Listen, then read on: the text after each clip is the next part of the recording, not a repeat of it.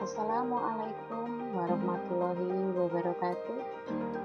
Selamat pagi anak-anakku semua kelas 8. Alhamdulillah di pagi hari ini kita masih diberi kesempatan rezeki yang luar biasa berupa kesehatan sehingga dapat melaksanakan kewajiban kita belajar di pagi hari ini di mata pelajaran IPS. Terima kasih anak-anakku, hari ini kita akan mulai belajar kembali semangat yang baru menyambut kesuksesan yang baru pula. Terima kasih, hari ini kita belajar pengaruh interaksi sosial terhadap kehidupan sosial dan kebangsaan. Yang pertama, mobilitas sosial dalam masyarakat. Kita lihat di situ ada bentuk-bentuk mobilitas sosial. Berdasarkan tipenya ada mobilitas sosial vertikal, horizontal, lateral. Berdasarkan ruang lingkupnya di situ ada mobilitas intragenerasi dan mobilitas antar generasi. Yang kedua, faktor pendorong mobilitas sosial. Ada faktor individu, jadi dari dirinya sendiri, kemudian faktor ekonomi, faktor pendidikan, dan faktor struktural serta faktor politik. Yang ketiga, faktor penghambat mobilitas sosial. Di sini ada sistem pelapisan sosial dalam masyarakat bersifat tertutup. Kalau masyarakat itu tertutup, otomatis sulit, jadi menghambat. Yang kedua, kebudayaan dalam masyarakat bersifat tertutup. Berikutnya ada situasi politik yang tidak stabil dan tingkat kemiskinan masyarakat. Terjadinya diskriminasi.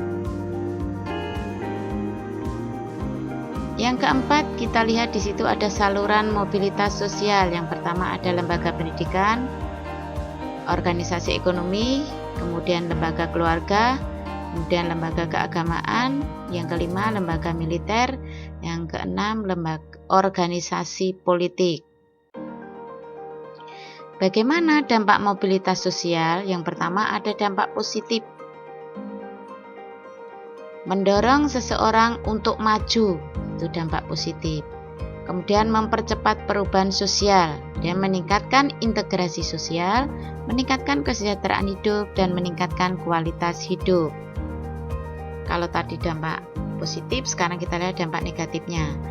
Yang pertama, menyebabkan pertentangan atau konflik, menimbulkan gangguan psikologis, mengurangi solidaritas antar kelompok. Kita bahas yang kedua, yaitu pluralitas masyarakat Indonesia. Pluralitas di sini diartikan sebagai kesediaan menerima keberagaman dan menganggap keberagaman dalam masyarakat itu setara dan sama. Di sini keberagaman masyarakat Indonesia yaitu meliputi perbedaan agama, perbedaan suku bangsa dan budaya, kemudian perbedaan mata pencaharian dan profesi. Yang terakhir, peran keberagaman budaya. Jadi keberagaman masyarakat Indonesia itu luar biasa karena kita kaya akan kebudayaan. Yang ketiga, konflik dan integrasi sosial. Apa itu konflik?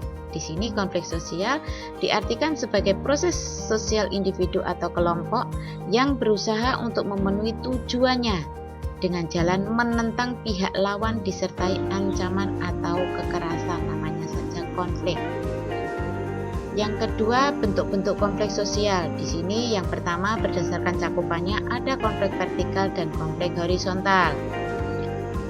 Yang kedua, berdasarkan subjeknya ada konflik intrapersonal, interpersonal, individu dengan kelompok atau sebaliknya, dan konflik antar kelompok. Yang ketiga, berdasarkanlah cakupannya ada konflik lokal, nasional, dan internasional. Yang keempat, berdasarkan dampaknya ada konflik konstruktif dan konflik destruktif. Kita lihat ada faktor penyebab konflik sosial. Yang pertama, perbedaan antar individu atau kelompok. Kemudian proses perubahan nilai sosial dalam masyarakat, perbedaan latar belakang kebudayaan, perbedaan kepentingan, kesenjangan sosial. Bagaimana akibat daripada adanya konflik sosial? Yang pertama, munculnya dominasi kelompok yang menang dalam konflik sosial. Kemudian menimbulkan disintegrasi sosial antar anggota masyarakat. Menimbulkan perubahan kepribadian pada diri individu. Yang keempat, menyebabkan korban luka dan korban jiwa. Kemudian menyebabkan kerugian harta benda itu secara otomatis. Jadi banyak kerugian karena adanya konflik sosial. Kita lihat berikutnya ada berbagai metode penyelesaian konflik sosial tadi. Bagaimana menyelesaikannya? Yang pertama melalui mediasi, kemudian negosiasi, kemudian arbitrase, kemudian rekonsiliasi, kemudian transformasi konflik. Berikutnya ada pengertian dasarnya terbentuknya integrasi sosial. Integrasi sosial merupakan proses pembauran beberapa unsur yang berbeda menjadi satu kesatuan yang harmonis. Syarat untuk terbentuknya integrasi sosial di sini anggota masyarakat menyadari kebutuhan untuk saling mengisi, kemudian masyarakat berhasil menciptakan konsensus atau kesepakatan, terdapat nilai dan norma sosial yang berlaku lama. Berikutnya ada faktor pendorong dan menghambat integrasi sosial tadi. Yang pertama, faktor pendorongnya adanya toleransi terhadap kebudayaan berbeda, kesempatan seimbang dalam bentuk ekonomi. Yang ketiga, mengembangkan sikap toleransi dan menghargai perbedaan.